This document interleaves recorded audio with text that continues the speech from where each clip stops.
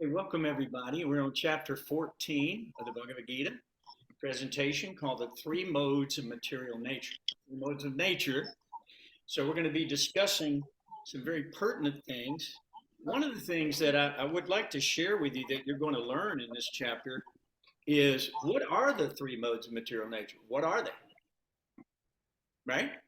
And how do they affect the living entity? Right? Then the third thing we're going to learn is how to transcend the modes of material nature.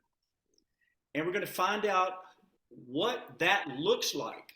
Actually, what are the qualities of a person who has transcended the modes of material nature? So we're going to start out, and if you don't mind, I'll go ahead and do a little kirtan. You may have to mute, but sing along with me, and I'll just continue to sing, and we'll do a short kirtan, okay? Is that okay? All right, here we go. Can you hear me okay? Raise your thumb. Okay, good.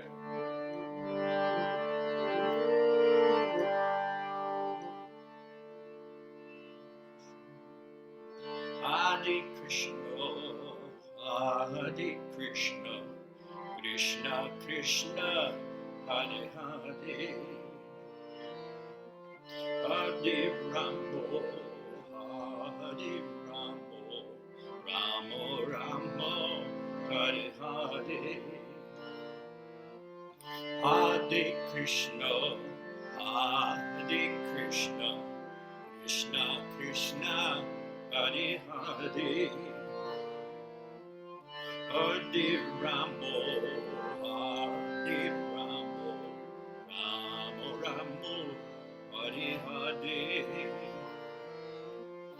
Hare Krishna, Hare Krishna, Krishna Krishna, Hare Hare, Hare Ramo, Hare Ramo, Ramo Ramo, Hare Hare, Hare Krishna, Hare Krishna, Krishna Krishna, Hare Hare, Hare Ramo, Hare Ramo, Ramo Rama, Hare Hare, Hare Krishna, Hare Krishna, Krishna Krishna, Hare Hare, Hare Ramo, Hare Ramo, Ramo Rama, Hare Hare, Hare Krishna, Hare Krishna, Krishna Krishna, Hare Hare, Hare Ramo, Hare Ramo, Ramo Ramo, Hare Hare, Hare Krishna, Hare Krishna, Krishna Krishna, Hare Hare, Hare Ramo, Hare Ramo, Ramo Ramo, Hare Hare, Hare Krishna, Hare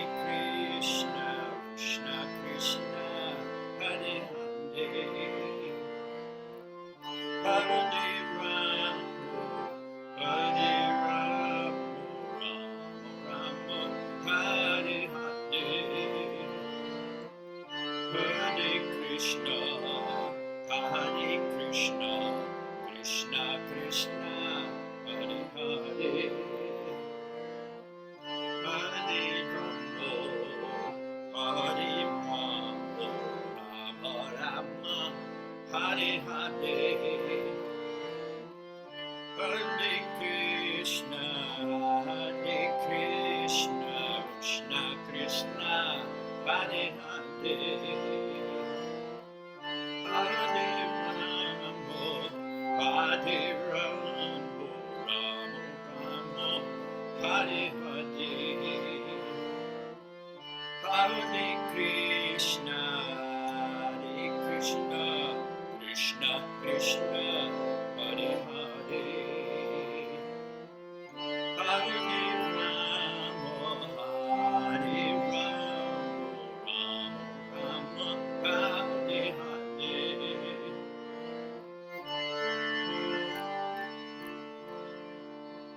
Hare Krishna, Hare Krishna, Krishna Krishna,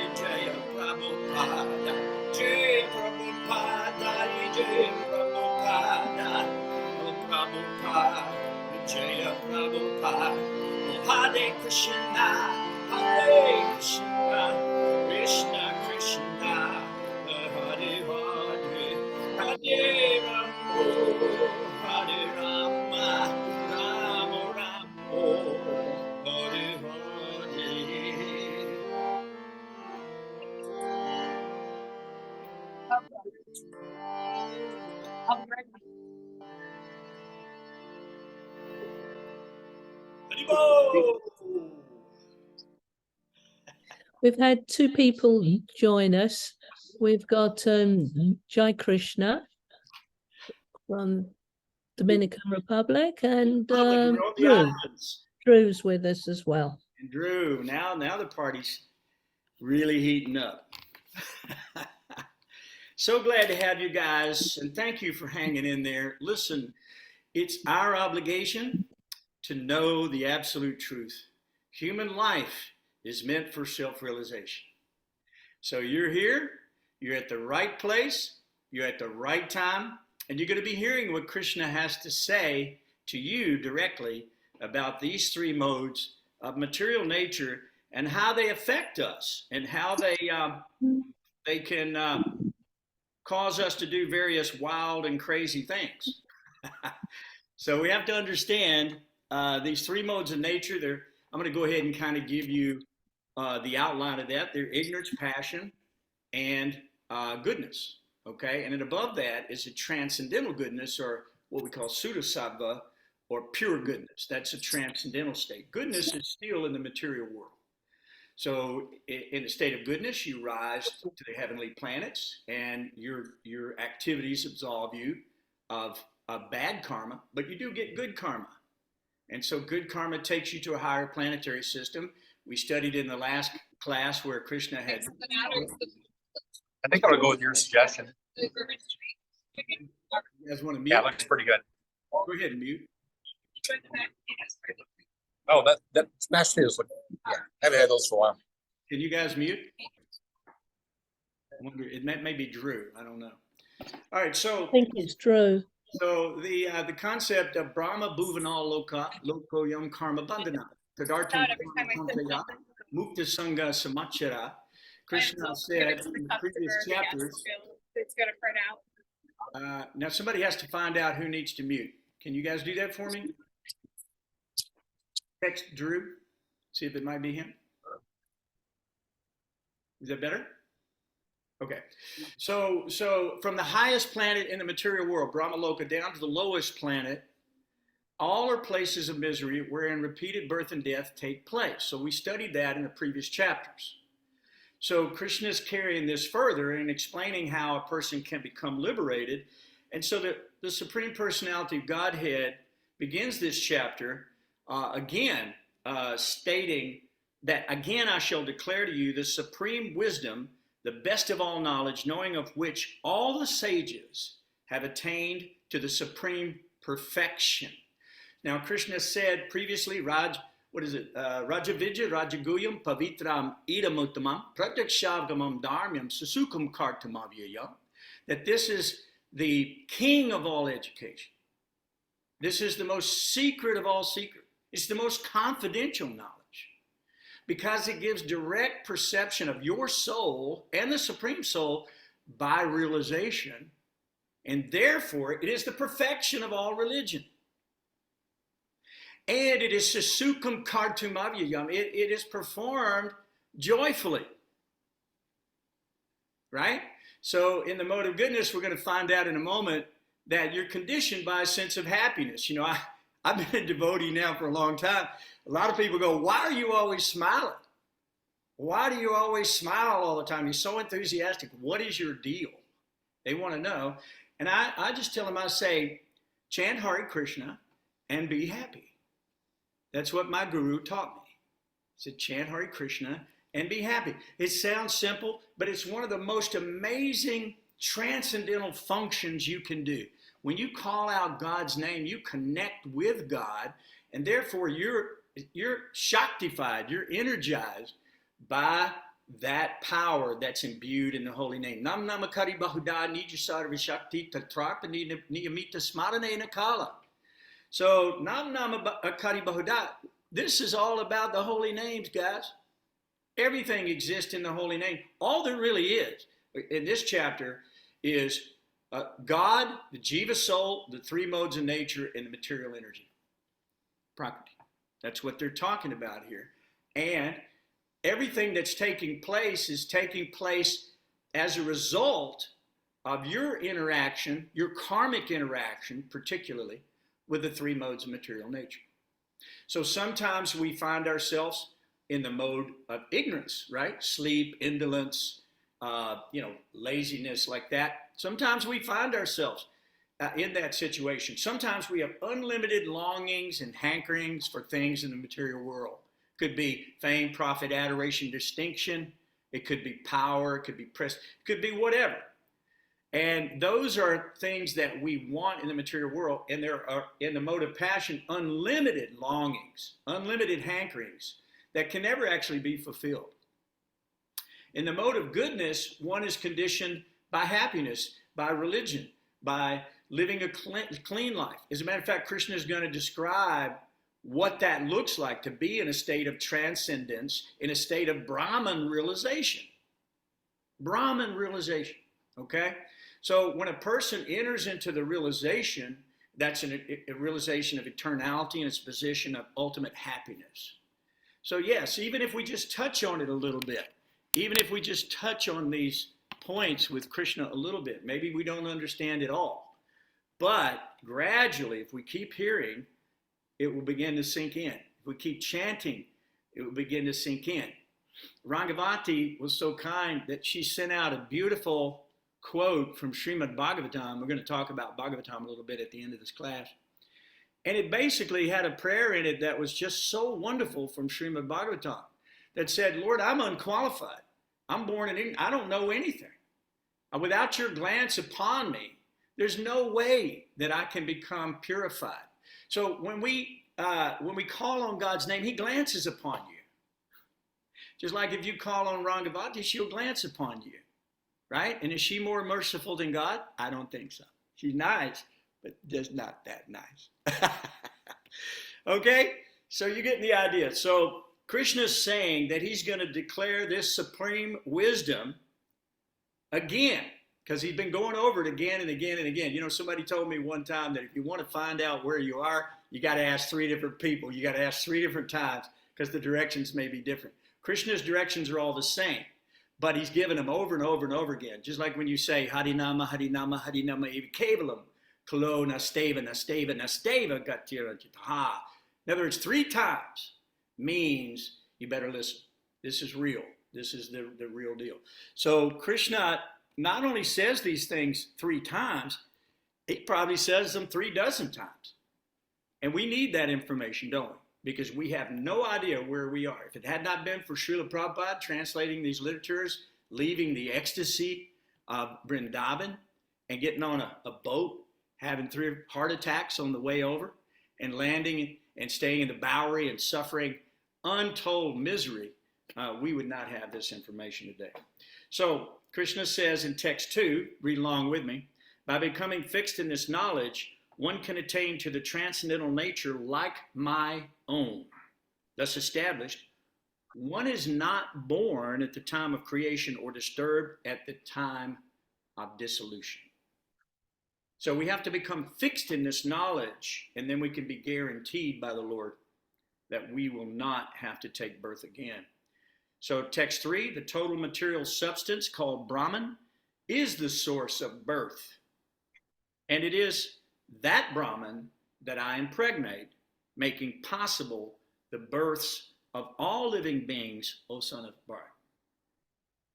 It should be understood that all species of life, O son of Kunti, are made possible by birth in this material nature, and that I am the seed-giving Father. Krishna's explained this several times already. He wants us to understand him. He wants us to know him again. He wants us to come home. We're the prodigal son. We're the ones who've left, right? And we're wandering around in these worlds of darkness looking for Krishna in all the wrong places. Instead, we get a spark of Krishna's splendor, but we don't get the whole thing. We're getting the external energies of Krishna, the inferior energies of Krishna here. But by listening to the spiritual master, hearing from Krishna's mouth in the Bhagavad-gītā, and how he explains himself, we can transcend this dark, mundane world, and we can understand that transcendental science that will liberate us at the end of it. So material nature consists of 3 modes: goodness, passion, and ignorance. When the eternal living entity comes in contact with nature, Almighty Arjuna, he becomes conditioned by these 3 modes. O sinless one, the mode of goodness, and I'll stop here and let somebody else read from here, because we're going to go through each mode now. Who would like to be the first? Prem Anjali, would you mind reading for us on text 6, maybe through 10 or 11, something like that? Sure. Okay. Text 6. O sinless one, the mode of goodness, being purer than the others, is illuminated, and it frees one from all sinful reaction. Those situated in the mode develop knowledge, but they become conditioned by the concept of happiness. Okay. In text 7. The mode of passion is born of unlimited desires and longings, O son of Kunti, and because of this one is bound to material fruitive activities. O son of Bharata, the mode of ignorance causes the dissolution of all living entities. The result of this mode is madness, indolence, and sleep, which bind the conditioned soul. Text 9. The mode of goodness conditions one to happiness. Passion conditions him to the fruits of action, and ignorance to madness. Text 10. Sometimes the mode of passion becomes prominent, defeating the mode of goodness, O son of Bharata, and sometimes the mode of goodness defeats passion, and at other times the mode of ignorance defeats goodness and passion. In this way, there is always competition for supremacy. Thank you. Hare Thank Krishna. you. Very, very good. So, okay, who else would like to read a few?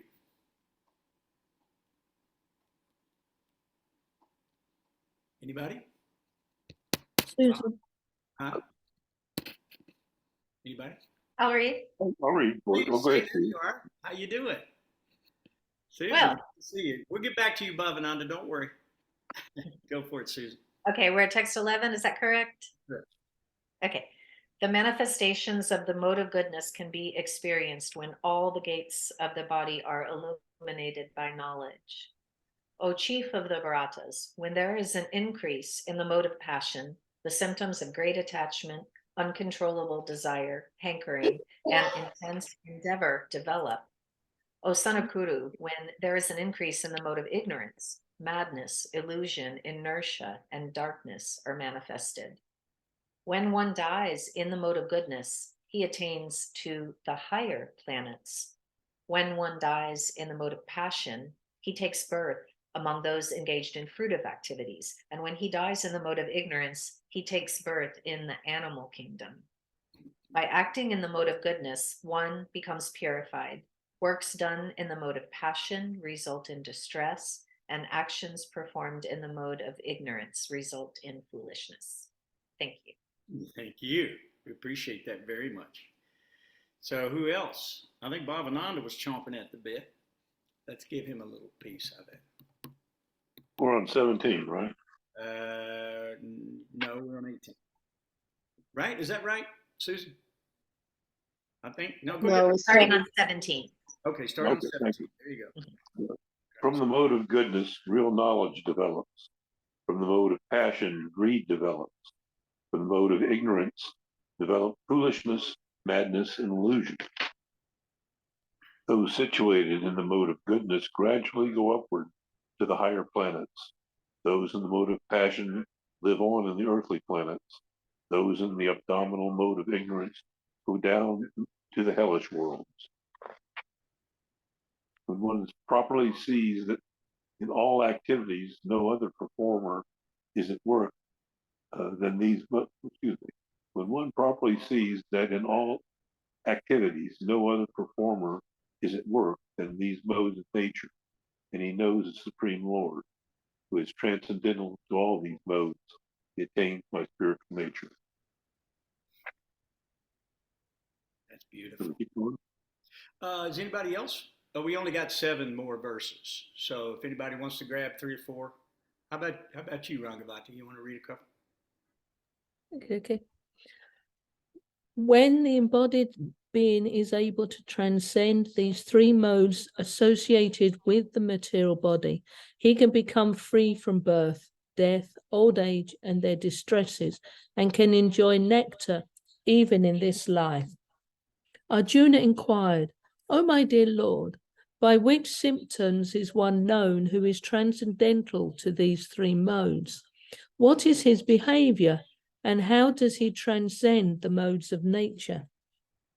The Supreme Personality of Godhead said, "O son of Pandu, he who does not hate illumination, attachment, and delusion when they are present, or long for them when they disappear, who is unwavering and undisturbed through all these reactions of the material qualities, remaining neutral and transcendental, knowing that the modes alone are active, who is situated in the self and regards alike happiness and distress, who looks upon a lump of earth, a stone, and a piece of gold with an equal eye, who is equal towards the desirable and the undesirable, who is steady, situated equally well in praise and blame, honor and dishonor, who treats alike both friend and enemy, who has renounced all material activities. Such a person is said to have transcended the modes of nature. Want me to continue? Well, we've got 2 verses left. So anybody want these last 2? Okay, Rangavati, you better. Yes. Oh no, we got somebody from Anjali. You want to do those two last two? Where are we at? 26? 26. One who engages in full devotional service, who does not fall down in any circumstance, at once transcends the modes of material nature and thus comes to the level of Brahman. And then lastly, I think it's 27. And I am the basis of the impersonal Brahman, which is the constitutional position of ultimate happiness, and which is immortal, imperishable, and eternal. Wonderful. So it's a very short chapter, but it's very potent and very powerful. And what we find in this chapter is that Arjuna is literally the perfect disciple. He has such excellent questions. He sets the stage for Krishna to be able to answer all of the questions that the soul has in this world. You know, who am I? Tato Brahma Jigasa. Who am I? Why am I here? Who put me here? What's going on here? What are the interactions of the soul and material nature, the modes of nature? Who is Purusha? What is Prakriti? What is Kala? What is time? Right? What is karma? So Krishna has dealt with all of these issues all along in the Bhagavad-gītā. And now we're on the 14th chapter, and he's discussing very carefully these modes of nature because Krishna had said before in the previous chapter that the soul, the Jivatma, has nothing to do with any of this. Nothing to do with it. That's why when we get to that point where Arjuna asks Krishna the question, Krishna says, hey, become indifferent or transcendental. Don't be disturbed if there's happiness or distress, heat, cold. Don't be disturbed, loss or gain, victory, defeat, like that. And sometimes we question, what is that? How do you do that? How do you even do that? So we find that the way to do this is through Krishna consciousness. So if you see everything as Krishna, everything being provided to you by Krishna, your karma is being rewarded. Krishna says, I am the self-sufficient rewarder from time immemorial. He's the one who gives everybody their rewards based on their activities. So the other day, somebody asked me, how is it that bad things are happening to good people? Well, if you have an immortal soul, this is a Christian concept because they believe the soul is born with body and you can live forever in paradise in heaven, or you can burn in hell forever. But the Vedas don't have that information. That's not at all what the Vedas teach. The Vedas teach that we are immortal souls, the eternal living entity. This is what Krishna was saying. He comes in contact with these modes. And at different times, these modes become prominent. So if you're in the mode of ignorance, you can look at the lower species. Krishna said just a little bit of endeavor on this path can save one from the greatest type of fear or danger. And what is the greatest type of fear? Falling again into the lower modes or to the hellish spheres in the material universe or into other lower species like animal bodies or insect or amoebas. So we've tried it all, guys. We've tried being Brahma. We've tried being a one-celled amoeba. And now we're here again. How many times have we had a human form? We don't know. Krishna knows. Krishna tells Arjuna in the very beginning, many births both you and I have passed. I can remember them all, but you cannot. So Krishna knows what you're going through. He understands your heart and soul. He is Shirodakshayi Vishnu. He is the super soul in your heart. He is the very life of your very life. And everything you experience is Krishna. Nothing exists except for Krishna, his external energies and his internal energies. So we can become enamored with some obsession of a sense in the material world. It could be any type of an addiction to any sense pleasure that we want. And it's very nice, right? And we've tried it for millions of births and deaths. Ultimately, we're not happy. And so therefore, we're here hearing Krishna now, finally, explain how to get out of this mess we've gotten ourselves in, right? So Krishna explains that sometimes the mode of goodness becomes prominent. So you go up, you're a demigod, right? Sometimes the mode of passion becomes prominent, and that you take birth amongst those persons who are engaged in fruitive activities in the pursuit of sense gratification in the material world, generally as a human being, mode of passion. And in a mode of ignorance, we find that the animal species are even lower, aquatics, insects, even immovable plants like that. We can fall into that situation. And so there's one tree that just fell down the other day in our little community because it was big wind coming through. And this tree is gigantic. I mean, it's bigger than your house. I mean, it's a massive oak tree. It's been there for hundreds and hundreds of years.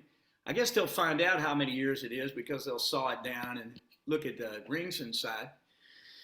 But the tree's been sitting there for hundreds and hundreds of years, tolerating heat and cold, tolerating all kinds of insects and animals and stuff living inside it or on its branches, eating its bark or its nuts or fruit or leaves or whatever it might produce, right?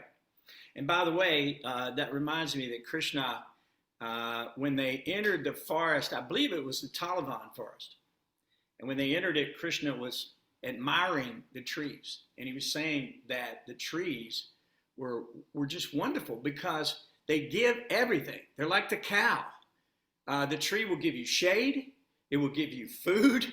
You can cut it down and burn it and stay warm if you want to. A tree will produce fruit. It will produce nuts. It will produce sap. Trees are wonderful. They actually, when their leaves fall, the leaves turn into soil, right? So it gives shelter to all the living entities, and it'll give its own body. So Krishna is trying to explain to us in these examples, in these illustrations that he gives, how we should feel, right? What's that? Trinada piece, Sanichena, Tarora piece, Hishnuna, Manina, Manadena, Kirtaniya Sadahari. But how do you chant? How can you chant? How can you be a devotee? You have to be lower than a straw in the street. You have to be more tolerant than a tree. More tolerant. Try to imagine. How can you do that? So these instructions are here to help us.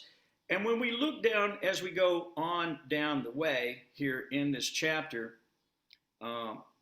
Krishna talks about, after Arjuna asked this wonderful question, right? Arjuna inquired, "Oh, my dear Lord, by which symptoms is one known who is transcendental to these three modes? What is his behavior, and how does he transcend the modes of nature?" Tadvidi pranipratena pariprashanena sevya. So accept the spiritual master, inquire from him submissively, render service to the spiritual master. The spiritual master has seen the truth, therefore he can impart knowledge unto you. So in the same way, Arjuna is asking, he's setting the example for us, right? We go to the spiritual master. Spiritual master answers these questions. If you read the books of Srila Prabhupada, there will not be any questions left for you. I've been reading Prabhupada's books 50 some odd years. I'm satisfied, and I've gotten all my questions answered, and I'm very happy about it. I've resolved all these problems and these difficulties and these doubts. For the doubting soul, there can never be any place in any sphere. So we have to get over our doubts, right? This is what Krishna says. We have to get over our doubts. And how do we get over our doubts? By hearing from the spiritual master, by hearing from the mouth of God in this book, Bhagavad-gītā, the song of God. He is singing a song for you, for your benefit. Arjuna is there to set the precedent. We are there to follow that precedent by inquiring submissively, humbly, and then we can know the truth. Now, he says, how can we know this person? How does he transcend the modes of nature? And what symptoms are one to be known? So the Supreme Personality of Godhead said.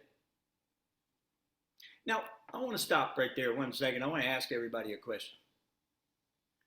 Where else in any Shastra that you know of, really, can you find God speaking directly in such a scientific, voluminous, exacting way to answer all of your deepest questions about the universe, your place in the universe, your relationship with God, your relationship with nature and everyone else, and even your relationship with this material body.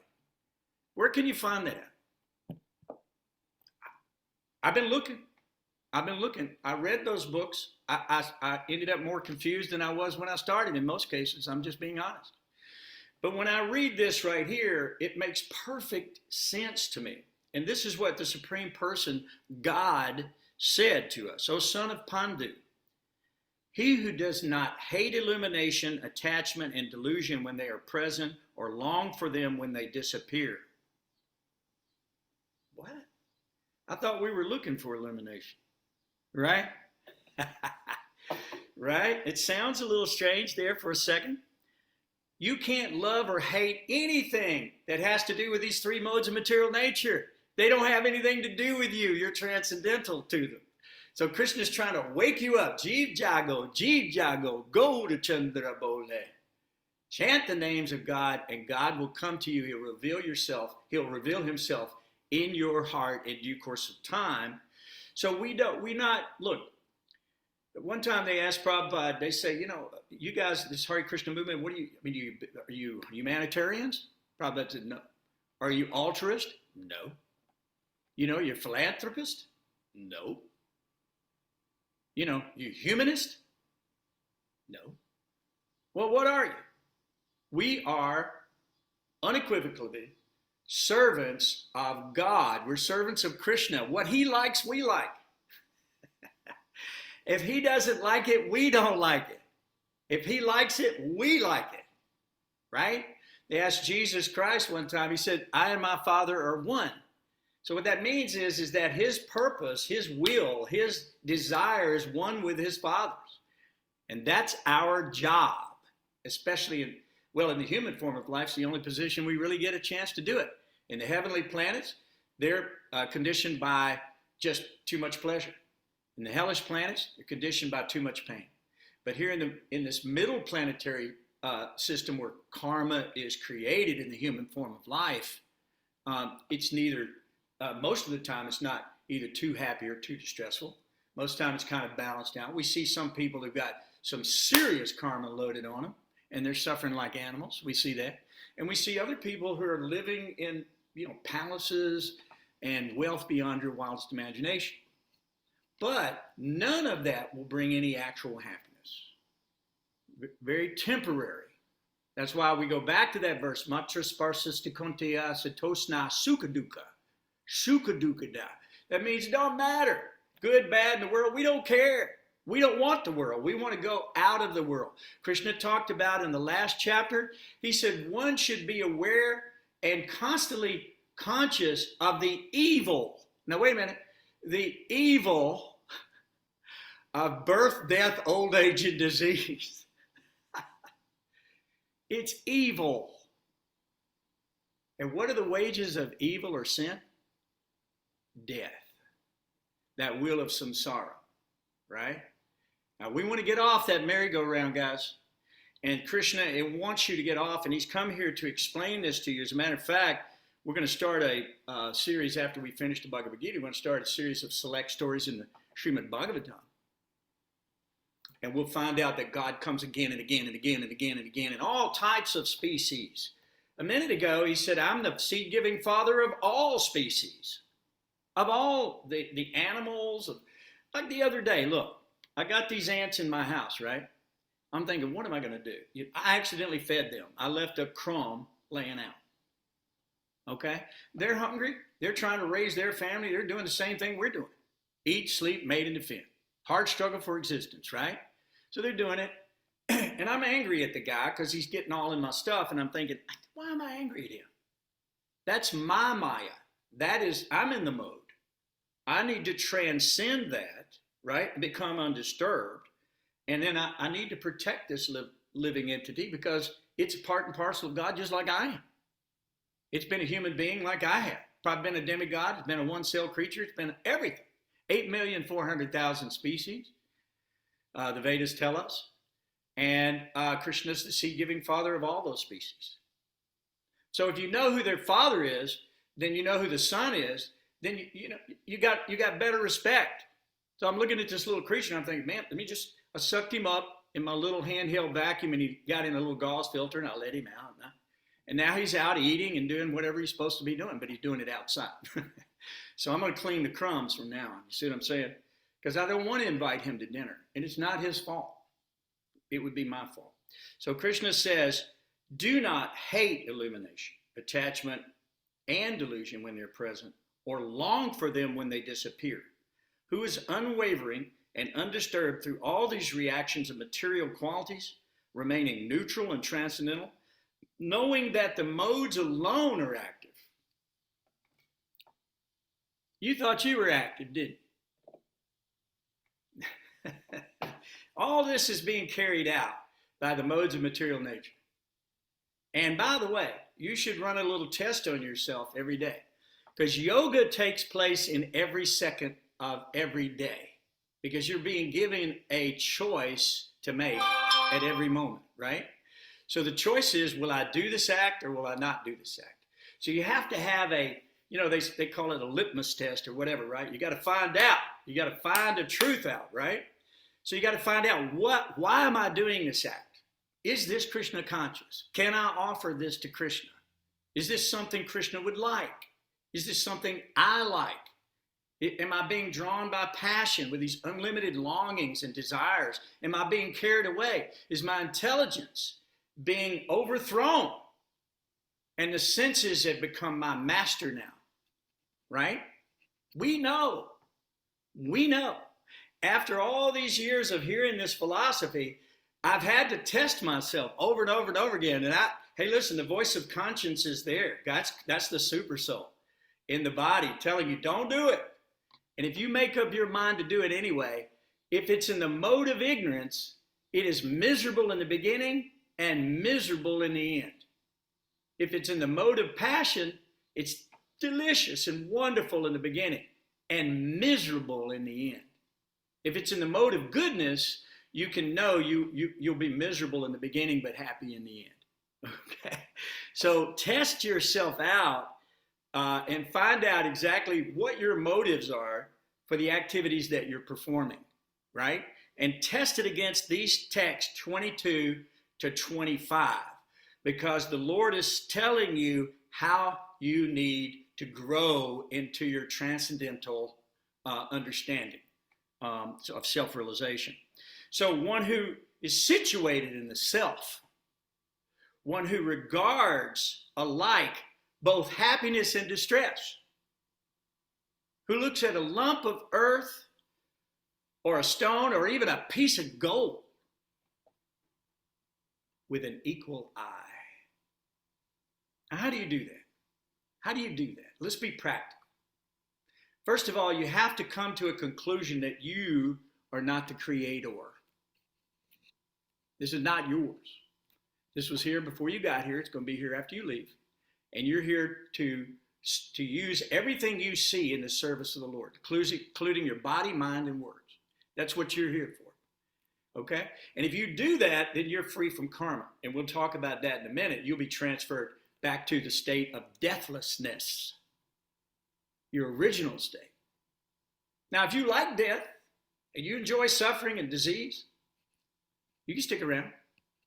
Krishna will give you anything you want, even if it's bad for you, if you ask him enough. Right? But then what happens? Become deluded. We become frustrated. We become angry. Right? So today I'm driving back from East Tennessee, and I drove 500 miles today, y'all. I just got here about 3 or 4 minutes before the class. Rangavati and I were thinking we were going to have to cancel this thing, but I made it back. I drove about 90 miles an hour. I'm sorry I had to do it for the sake of the service of the Lord. But there are people out there passing me, and they're mad. They're mad at you. Why? How dare you get in the way of their pursuit for sense gratification? How dare you? Do you not know their supreme nature? Who they are? That they're the Lord of all they survey? They're the master of everyone, and you should be subservient to them. So this attitude is what got us into this mess in the first place, right? So now we're hearing what Krishna's got to say to get us out. So he says, situated equally in the desirable and the undesirable. Now, how many of us can say that when something undesirable happens to us, that we're equally situated? Most of us jump when something good happens, and then we cry when something bad happens, because we identify with the material body. You know, one time I was sitting there talking to a guy, and another guy in a parking lot ran into his car, and he went, "Oh!" I thought, why are you screaming like that? It was painful for him because he identified with his car. He possessed the car. He was the owner of the car, and that car was part of his sense gratification. And somebody now is messing with that, right? So it caused him pain. Oh, he runs over. He's so concerned. So he's identifying with the car. We're also identifying with the body. We're identifying with our family. We're identifying with our nation. We're identifying with our race. We're identifying with our sex. We're identifying with all this nonsense that has nothing to do with you, people. Find out who you are. You've got amnesia, man. You've forgotten who you are. But Krishna is going to remind you in every word that comes out of the mouth of God Almighty. He is reminding you what you should be, what you should do, and how you can become liberated from this condition, pitiable condition. How many of us love to get old? Raise your hand. You love getting old? Fun, right? No. Okay, we want to stay eternally youthful. Somebody's got a hand up? Is anybody, I don't know what that is exactly, but anyway, and you're answering the chat, Sarangavati? Yeah, okay. Yes, I am. All right. So honor and dishonor, praise or blame. How many people can say when they're being blamed for something that they wouldn't protest? I always think back about Jesus Christ being blamed. Say again? Is there a question? Okay. So he's hanging there, and they're asking him questions. You know, they're asking him, you know, people are blaming. He's not even taking up for himself because he knows God's got his back. And there's a purpose for all this activity that he was involved in. Just like there's a purpose for Srila Prabhupada's activities. If you read this list of qualities, at the very end it says, and one who has renounced all material activities, such a person is said to have transcended the modes of material nature. Look at the life of Srila Prabhupada, please. Anyone, anywhere, whoever hears this talk, go read about Srila Prabhupada. Understand that he has transcended the modes of material nature. He's not only on Brahman platform. I mean, that's impersonal realization. Prabhupada understands God in the most intimate of rasas. There are 5 rasas. You can look them up. Prabhupada understands God in his personal feature. He knows who God's girlfriend is. He knows who God's wives are. He knows who his children were. He knows everything about God. He knows his expansions. He knows who Balaram is. He knows everything, right? So my point is that Prabhupada is such a person. And that's why we approach the bona fide spiritual master so that we can be given instructions on how to live, how to feel, how to know, how to understand these truths. And then one who engages in full devotional service, unfailing in all circumstances, at once transcends the modes of nature. So let me say this to you. It's like anything else, okay? So sometimes you may be just doing it just right. And in the next little bit, you may not be doing it right. So what I would recommend that everybody does is kind of keep a journal of their day. And ask yourself at the end of the day, the primary essence of that day, was that done in Krishna consciousness or did you fall down? And if you did, you got to pick yourself up and go back again with enthusiasm. You can't beat yourself up. Just chant more rounds, eat more prasadam if you're new. if you're old like me, you can't eat more prasadam. Okay, you got to kind of back away. But anyway, you get the idea of what I'm talking about. Test yourself. Find out if you have these qualities. You know, are you transcendent to these mundane reactions and identifications with the material body, or are you actually engaged in devotional service? And by doing that, one can actually come to a clear understanding of how their intelligence, their mind, and their senses are interacting with the modes of material nature, and gradually come under control. You can bring the senses under control. You can bring the mind under control through the intelligence and through the shastric information that's coming down in the sampradaya. You can know what is right, what is wrong, what to do, what is not to do. So Krishna says that when you come to the level of Brahman, it's immortal, it's imperishable, it's eternal, and its constitutional position of unlimited and ultimate happiness.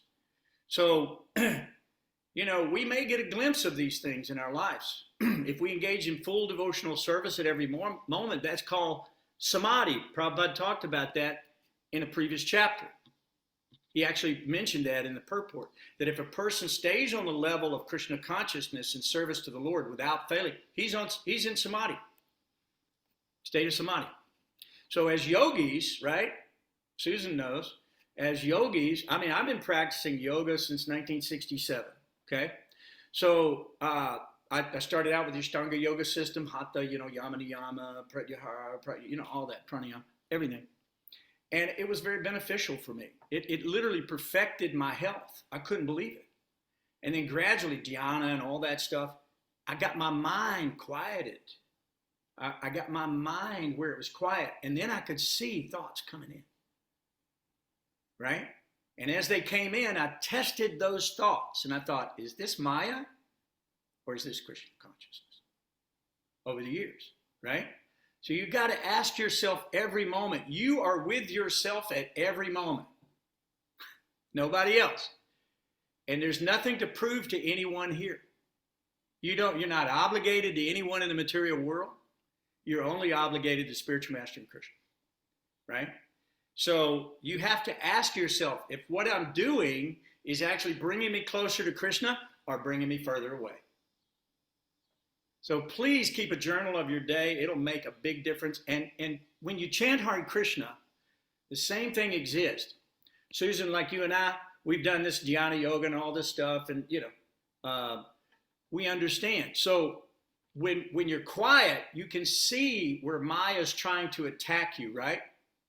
Right? And if you're chanting Hare Krishna, you can see where Maya is trying to attack you. Your mind is taken away like a riven cloud.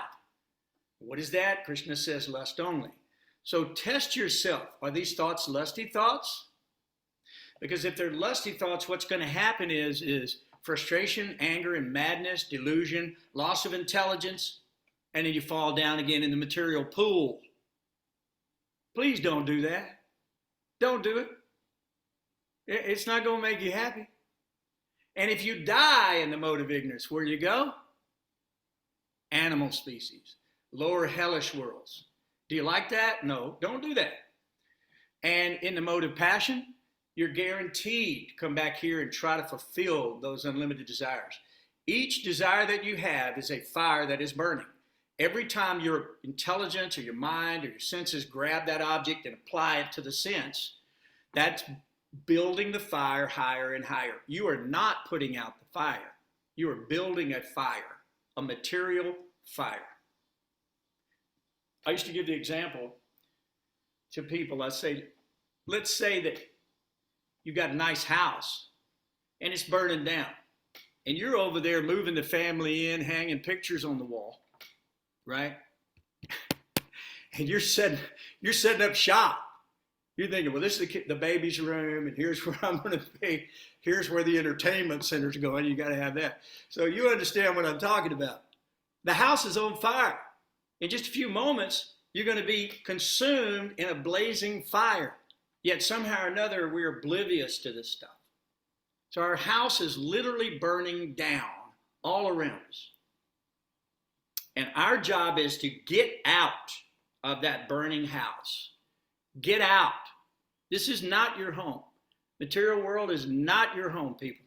I mean, you may come here for service to Prabhupada, your spiritual master, and you may have some service to do in any of these trillions of universes and unlimited earth planets. Prabhupada says that. It says that people who are in the mode of passion take birth on these earthly planets. So people are saying, are we the only people in the universe? How ignorant are we when we ask crazy questions like that? I mean, you're looking out at trillions of stars in 1 square inch of the sky, and you think you're the only one here? What an ego. See what false pride will do for you? So we got to get over all this stuff. Pride comes before the fall. So we have to be lower than the straw on the street, more humble than a blade of grass. If we're going to chant the name, we have to do like that. So the first real realization is this impersonal Brahman, Sat Chit Ananda Vigraha, right? Sat, eternality, Chit, knowledge, Ananda, bliss, in form. Not formless. There is a formless part. We read about this in the last chapter. And Prabhupada said in the purport, how hard is it for the embodied soul to meditate on the unmanifest formless? Are we crazy? Are we just beating ourselves up, trying to attain something that we're just going to fall away from? Because Brahman realization, it doesn't last. You got to be active. Krishna says you cannot be inactive even for a moment. So if you're going to be active in Krishna's service. By being active in Krishna's service, you're guaranteed liberation. So when you transcend the modes of nature, you will come to the level of Brahman. So I'm going to recommend that we understand what are the behaviors of a person who is in transcendence. And we try our best to learn to become that person. Because, you know, I remember when my kids were born and they got old enough to actually talk, you know what I'm saying. And they were intelligent. And they want to know what to do with their life, you know. Of course, we have to worry about where we're going to live, where we're going to eat, what we're going to eat, whatever that may be. But those are not the most important issues. The most important issue is to find out what is your soul and what its relationship with Krishna is. Realize you have nothing to do with this place. This is an illusion. It's called Maya. It is permanent, but it is temporary. Time is eternal. Prakriti is eternal, right? The jiva is eternal, right? Purusha is eternal. God is eternal. We read this in the very beginning of Bhagavad-gītā, right? What is not eternal? Tell me what is not eternal. Anybody? Time, karma. Karma, that is correct. Karma is not permanent.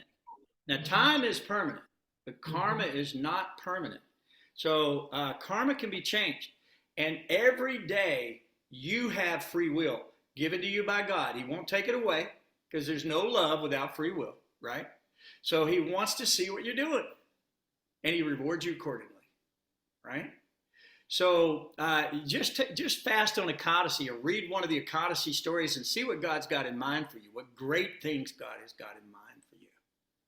Krishna wants you to have the keys to the kingdom. You become a good devotee and Krishna will give you the keys to the kingdom, but guess what? You won't even want them. All you'll want is Krishna's love. And if we look at the story of Prahlad, if we look at the story of all these great souls, when Krishna came before them, I mean, there's a couple of stories that don't jive with this in the Bhagavatam. We'll talk about those later. But when Krishna comes to you, because your behavior has been correct, you've been living like this, it's very pleasing to Krishna. Manmana bhava mad bhakto majjaji nam namaskaru. Right? Fix your mind on God. Always think of God. Worship God. Be grateful for all that has come to you every single day. It's a great gift. The life you have, the flavors, the smells, the taste, the sensation, everything, all of it, you owe to Krishna. So if you recognize that, you will be conditioned by a state of gratitude. I always say gratitude is the attitude that achieves the altitude, right? Because if you're grateful, That's the attitude that will lift you higher and higher and higher. If you're resentful, take you down, right? Because you think you deserve something. Well, if you look at what the great devotees and all the great sadhus say, that they don't deserve anything. They're the lowest among mankind. They deserve the punishment or whatever they get, but somehow or another, the spiritual master has been so kind that he came even to hellish places like New York and Boston and all these towns. They come here to find us out. We're just urchins hiding behind something, trying to enjoy something in the material world. We're trying to get away with these crimes in the material world. And we have to realize what our situation truly is. And then what happens? We give our will to God, and his will becomes our will, and then everything becomes perfected. Even in the Bible, seek ye the kingdom of God first, then all things shall be added unto you. So all things will be added unto you. Right now, it may not be all things added into you, because guess what? You've developed a mountain of karma. You might not know how you even did it. I mean, everything you do, basically you're killing something. Walking on the grass, killing stuff. Eating food, you're killing stuff. Drinking, you're killing. Starting a fire, you're killing. Build a house, look at all the stuff you had to kill. So you do that for yourself, and welcome to your karma. You do it for Krishna, and the house becomes Krishna's house, and you just happen to live there as his servant, then guess what? That house becomes a temple. If you use your body in the service of the Lord, your mind, your body, and your words, guess what? That body becomes a temple. That's what you want to do, okay? And that will be your great happiness and your great benefit. So please carry this information with you in your heart and soul and test yourself daily against these modes of material nature. I'm done talking. Anybody got any questions? Yes, Premanjali. What is an Ekadashi story? Oh, so Ekadasi happens twice a month. Mm-hmm. We fast from grains and beans. Mm-hmm. And each Ekadasi has a story that was either told by Narada Muni or Krishna to Yudhisthira. There's so many different stories that were in there in the Puranas. And just tremendous stories. Each one of those has a story about how God has come and he's done something to try to give you an opportunity to become sinless. That's what the Ekadasi is for. And one Ekadasi can remove more sins than Mount Meru, which is the biggest mountain in the universe. So you can burn it to ash, right? Mm-hmm. Just by a little fasting. Nothing too intense. Very mellow. Listen, we don't have austerity. We sing. We dance. We feast. Right? Mm-hmm. I mean, we're enjoyers, really of the best kind. I mean, we're enjoying all of these things because we live in the house of God, we live in the body of God, and we get all the benefits of that great, glorious King, and we're living in this palace. So it's the beauty of Kali Yuga. That's right. It makes it easy. Even the demigods are envious of the human beings in Kali Yuga because they see how easy it is to go back home, back to Godhead, where they've had to do these incredible penances. And some of the Ekadasi stories require that. And if you go back and look at Satya Yuga or Treta Yuga, Dwapara Yuga, you'll see that everybody had a lot of stuff to do. It had to be perfect. Now, you can be imperfect and still go back home, back to Godhead, because you're getting unlimited mercy from the Lord in his incarnation as Lord Chaitanya Mahaprabhu and Lord Nityananda. And they are literally opening the treasure trove of love of God and disseminating freely. Causeless. Okay, so with Krishna, he says surrender. Ramchandra says surrender. Lay down your weapon and I'll protect. But Lord Nityananda, most merciful, right? So no more about these personalities, and we'll discuss this more as we go. It's 8:07. Here I go again, right? Well, we love talking about this stuff. So everybody who needs to go, please excuse yourself if you'd like, and we love you, and we'd like to see you on the next call. Please bring your friends. This information is the most important information you're going to hear in your life. Krishna describes this very carefully in the beginning. I shall give you the supreme knowledge. So who wouldn't want supreme knowledge? Who wouldn't want to know the mind of God, spoken from the mouth of God, right? So Krishna said that, this information he's disseminating really for the benefit of all of these souls who have lost their way and now desire to come back home. So any other illuminations, questions, or whatever? Because I'm going to go ahead and sign off on this call for tonight. Tracy, I'm so glad. Good. Thank you so much, Rangavati. Thank you so much for the invitation. Tracy, thank you for coming. We're so grateful you're here. Thank you. I am too. Yeah, Premanjali, we really are grateful to you. Please offer our respects to all the Vaishnavas in Atlanta. And, Haribo. yeah, we appreciate you so much. So at this Where point, are you, Gayatri Das? Are you in Tennessee? we're in Tennessee. Yeah. We've been in Tennessee now for many years. We opened a temple in 1981. We opened a temple in Nashville in 1981. Mm-hmm. And then we've had many, many different scenarios. Of course, we have Murari Farm. We're opening a thing called Duck River Preserve, which will be a retreat center. There's a lot of good things happening. We have some friends who are opening a Bhakti center in Nashville where there'll be kirtan all the time. So we're really trying to expand here. And now I'm partially retired, and I'm going to have a lot more time to pay attention to this because, when you're a householder, you're raising your family, you're working as hard as you can. A lot of times you do it in the morning, you do it in the evening, you go to bed, you get up, do it again, you go to the temple on Sunday. So now we've got a lot more time to discuss these topics and to really delve in to these issues. The other thing is Rangavati, she has access to Srimad Bhagavatams. If anybody wants to know, you can contact Rangavati very inexpensively if you want a set for your home.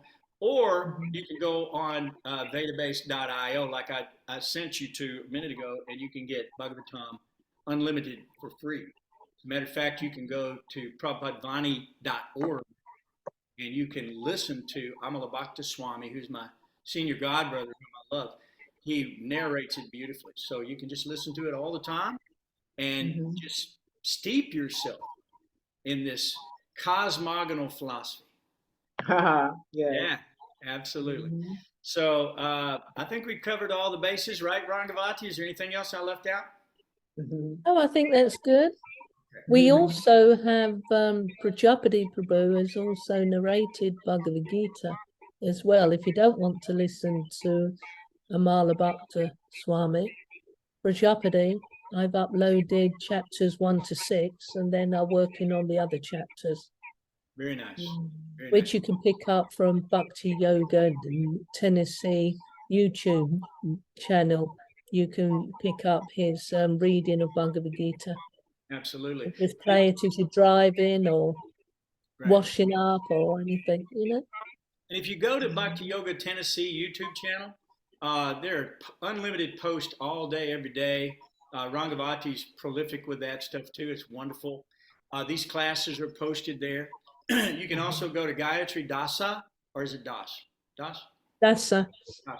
Go to Gayatri Dasa at YouTube, and you can listen to every single one of these lectures or talks or readings here from Srimad Bhagavad-gītā.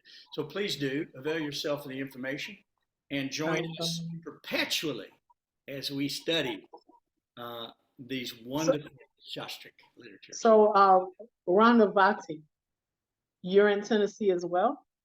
Yep. Yes, I am. Okay. I'm in Lynchburg. Do you know That's Lynchburg? Lynchburg? Yes, Lynchburg, Tennessee. Yes, Siki Das took me to Lynchburg, Tennessee one time. He kidnapped me. He tricked me and told me that we were just going for a couple hours and we had to stay the night. Sounds like Siki a little bit. Yeah, Siki Das. I love him. He's a great preacher. He preaches excellently. Yeah. Exposing you to those deities, wasn't he? Yeah, he wanted me to experience flying by the seat of my pants for Krishna. You know, no preparations, no nothing. He just picked me up and I said, I don't have any clothes, I don't have any. He said, oh, come on. He's transcendental to all those things, just like that verse recommended. So offer my respects to him as well, if you would. Okay. Absolutely. Haribo. All right, everybody. Love you much. I'll see you next time. Chant Hare Krishna. Hare Krishna. Hare Hare Krishna. Hare Krishna. Haribo. Bye.